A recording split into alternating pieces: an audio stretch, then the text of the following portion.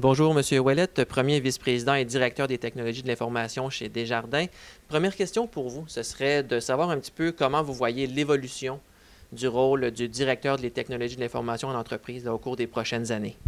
Oui, en fait, c'est une très bonne question. En fait, le rôle comme tel, puis je le regarde surtout d'un point de vue des institutions financières, moi, je pense que le rôle des chefs des TI, en fait, c'est d'aider la direction à venir modifier, si on veut, le modèle d'affaires en utilisant la technologie au service, en fait, de notre clientèle et de nos membres.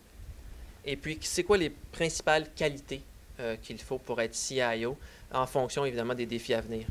Il y a plusieurs qualités, je pense. Évidemment, il y a une question de connaissance des affaires, connaissance de la technologie, être capable d'articuler la valeur des technologies. Je pense que c'est un élément qui est très important. Capacité d'attirer le talent, de mobiliser les troupes et d'être capable, dans le fond, d'avoir un rôle qui est très transverse à l'organisation, donc un rôle de collaboration à travers les différentes unités d'affaires. Et quels sont les principaux enjeux dans l'industrie? On parle beaucoup ces derniers temps d'informatique en nuage. On parle de données volumineuses ou les big data en anglais. On parle beaucoup de mobilité. Donc, comment vous réagissez, vous, par rapport à toutes ces nouvelles tendances-là qui commencent à émerger dans le marché? En fait, la façon dont je réagis, c'est que ça amène des opportunités vraiment intéressantes pour notre clientèle. Maintenant, ceci dit, il faut développer les solutions qui vont s'appuyer sur ces outils-là. Et donc, ça vient changer aussi la façon dont on voit les choses. Donc, de passer d'un mode, disons, un peu plus traditionnel à un mode un peu plus ouvert dans un écosystème. Et donc, en termes de philosophie de culture, de vision des choses, ça vient modifier aussi la façon dont on va penser à nos solutions d'affaires. Et au niveau du personnel, bon, Desjardins, c'est près de 45 000 employés, non seulement à travers la province, mais également aussi un petit peu en Ontario. Comment on réagit tout ça au phénomène de la consumérisation des TI, donc ce que les anglophones appellent le Bring Your Own Device? Est-ce que c'est une tendance lourde qui est là pour durer dans l'industrie et où en est Desjardins à ce niveau-là?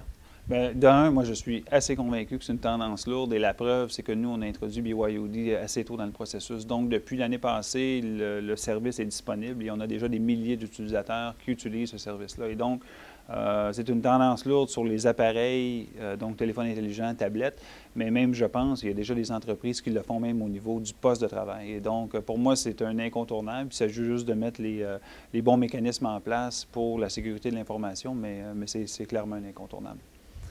Et puis, quels sont les grands bouleversements qui s'en viennent au niveau des technologies de l'information en entreprise là, au cours des peut-être 2 à 3 prochaines années? En fait, il y a beaucoup de bouleversements déjà.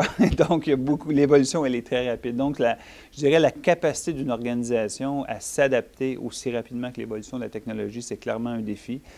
Et pour l'industrie financière comme telle, on voit émerger des compétiteurs, ce que j'appellerais non traditionnels, qui viennent dans notre marché. Et donc, ça, je pense, ça risque d'être un très grand bouleversement dans le futur.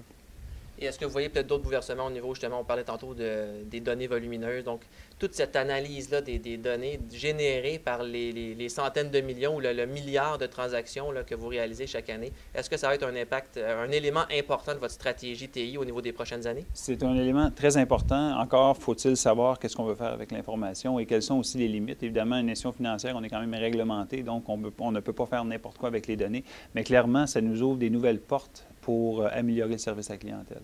Et au niveau de la mobilité, vous avez lancé récemment votre application iPhone, vous avez une application BlackBerry, une application Android. Ouais.